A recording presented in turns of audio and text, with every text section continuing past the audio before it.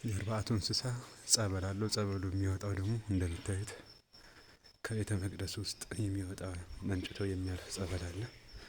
ከዚህ ነው የሚወጣው ጸበሉ።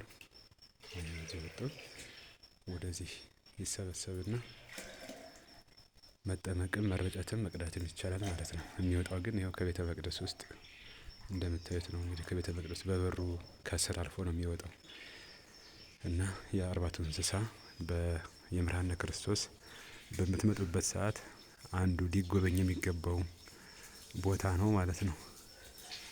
ከላሊበላ የምርሃነ ክርስቶስ ወይም ደግሞ ከላሊበላ በልበላ ጊዮርጊስ መጣችሁ አርባዕቱ እንስሳ በመንገዳችሁ ላይ አለ። ቀስት አለ።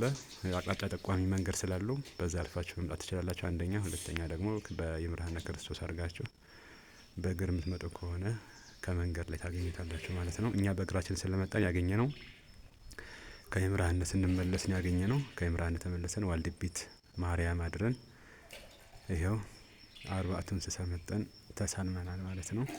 እንግዲህ አቅጣጫው ይህንን ይመስላል። የጸበሉ አወጣጥም ልክ እንደዚህ ከቤተ መቅደስ የሚወጣ ጸበል ነው ያለው ማለት ነው።